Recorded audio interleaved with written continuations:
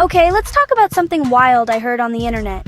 Did Post Malone really move next to an unmarked meteorite site? I mean, Posty is known for his love of the unexpected, he's rocked face tattoos, dabbled in country music, and now he's living by space rocks? That's a level of extra I can respect. So, here's what's out there. Rumors have been flying that Post Malone bought property close to a mysterious, unmarked meteorite site.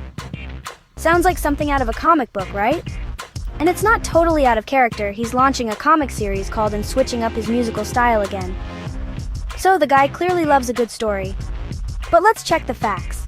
Right now, there's no proof that Post has moved next to any meteorite. No official reports, no Instagram flex, nothing to say he's setting up a telescope in his backyard. What we do know?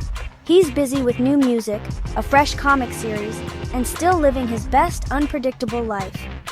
Honestly, the idea of a superstar chilling near a cosmic crater is fun, but unless Post Malone drops a selfie with a chunk of space rock, I'm chalking this up as a myth. Still, if he ever does buy land by a meteorite, you know he'll be the first to make it look cool. Until then, let's enjoy the rumors and keep our eyes on the sky, and on Post Malone's next move.